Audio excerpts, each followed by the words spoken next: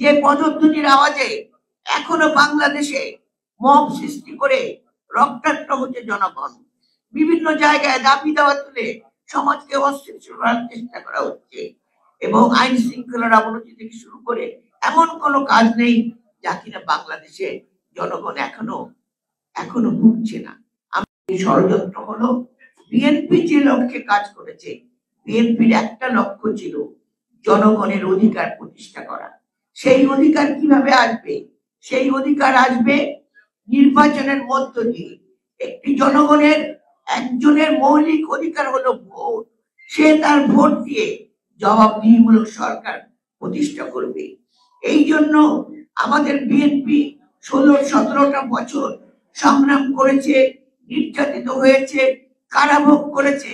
এমনকি আপনাদের দেশের বেগম খালেদা জিয়া, যিনি বাংলাদেশের মাদার অফ ডেমোক্রেসি, গণতন্ত্র অভিযাত্রায় যার তুলনা নাই, যিনি দেশকে উন্নয়নের ধারা দিকে এগিয়ে নিয়ে গেছিলেন, তিনি কারাভোগ করে শুধু কারাভোগই করেন নাই, তিনি বিভিন্ন ভাবে তাকে মেরে ফেলার চেষ্টা করা হয়েছিল, এবং তার কারণে সেই কারণে তিনি ধীরে ধীরে অসুস্থতা হয়ে আজকে মৃত্যুর সঙ্গে লড়াই করছে। তাকে আজকে নিঃশেষ করে দেওয়ার চেষ্টা করা হয়েছিল, এবং এটা সবটাই করেছে এই স্বৈর সরকার।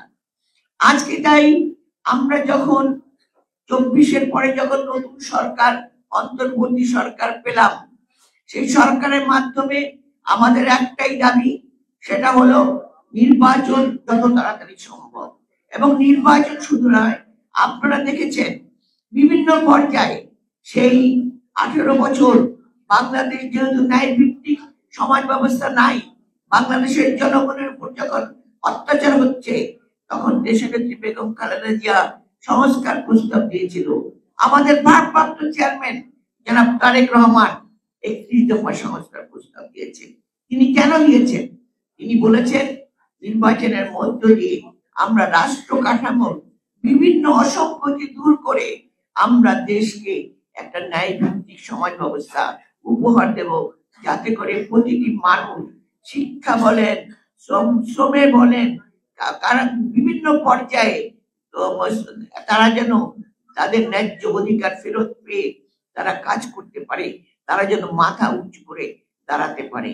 এই জন্য শহীদ জিয়া, আপনারা দেখেছিলেন মুক্তিযুদ্ধ কেন হয়েছিল? 71-এর প্রজন্ম, আপনারা প্রজন্ম 71, সেই চেতনা উদ্ভাসিত হয়ে আপনারা এতদিন লড়াই করেছেন। সেই মুক্তিযুদ্ধ ছিল জনগণের গণতন্ত্র, জনগণের বেঁচে থাকার অধিকার, মাথার উপর ছাদ, পরনের কাপড়, খাদ্য নিরাপত্তা থেকে শুরু করে শিক্ষা, সংস্কৃতি, শ্রম, প্রতিটি ক্ষেত্রে তার বেঁচে থাকার অধিকারের জন্য।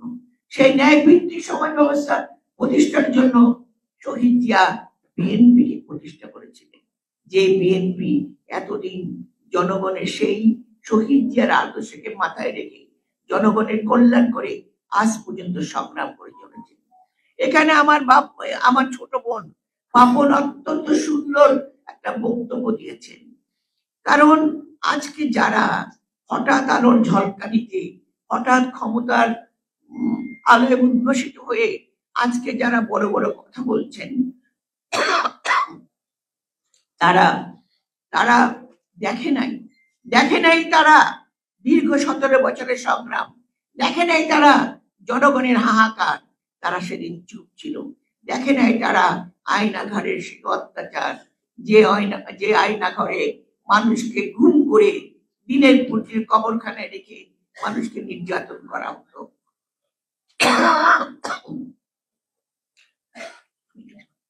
আন্তর্জাতিক গুম প্রতিরোধ দিবস, এই গুম প্রতিরোধ দিবসে আমাদের মনে পড়ে আমাদের ইলিয়াস আলী, আমাদের চৌধুরী আলম, আমাদের সুমন, আমাদের এরকম আরো অনেক নেতা কর্মী গুম হয়েছে, যাদের কোনো হদিশ আমরা আজ পর্যন্ত পাই নাই।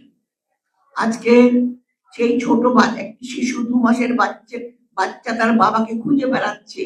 কিন্তু আজকে যারা বিভিন্ন ভাবে আজকে স্বৈরাচারের দোষরদের সাহায্য করছে, তাদের সাহায্য করে তাদের তাদেরকে আবার প্রতিষ্ঠা করার চেষ্টা করছে। তারা কারা? তারা এই 17 বছর কোথায় ছিল? এখানে রহমতুল্লাহ নাকে আজাদ বোধহয় বলেছে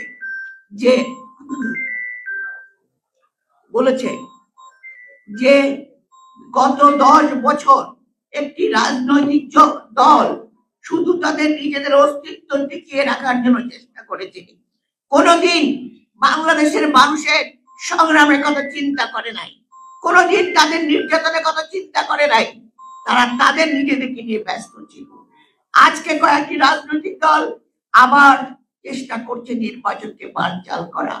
আমাদের মনে হয় আমরা স্বৈর সরকারের সেই দুঃশাসনের পদ্ধতি, সেই ক্ষমতালোভী পাওয়ার নির্বাচন বন্ধ করে কিভাবে বাংলাদেশে মানুষের উপর আধিপত্য রাখা যায় সেই চেষ্টা আবারও চলছে।